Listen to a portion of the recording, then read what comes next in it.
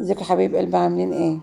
احنا دلوقتي كده اشترينا حاجة رمضان. طبعا لازم حاجة رمضان معانا. منقدرش ان نحضر رمضان من غير ما نجيب اي حاجة. لازم تكون حاجة جديدة معانا. ويكون يا رب رمضان كده بخير على أمة محمد يا رب ان شاء الله. وكل سنة وانتم طيبين يا حبايب قلبي. احنا دلوقتي معانا المشتريات اهيت. ادي الشفشة، 6 كوبايات بالشفشة. هوريكم واحدة من الكوباية اهي. رمضان كريم، كريم علينا يا رب ان شاء الله. خطوة خطوة كده ماشيين مع بعض اهو. وكده ايه المسكة بتاعت الحلويات، ومسكة تانية بتاعت الايه ديت العجان. انا معايا منها الخشب وجبت واحدة كمان، 2 في 1. ديت عجنة بعجن بها البطاطس، هرس بيها هراسة كده. ودي بقى ايه كوبايات بالشفشق بتاعهم بالصينية. وجبت معاهم برضو ايه كوبايات كده فرداني برضو.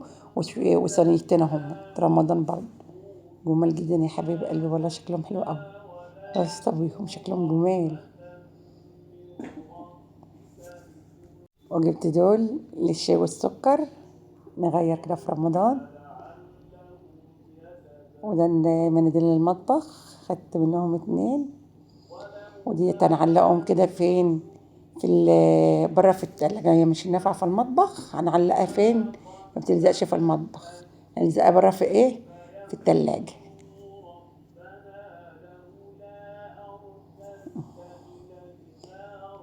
كده يا حبايب قلبي.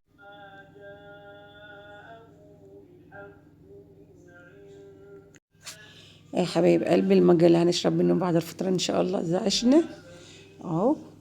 ده حبايب قلبي بقى دلوقتي حاجة المطبخ، وهنصور بقى ايه بعد كده. لسه معكم الشقة في رمضان. يلا.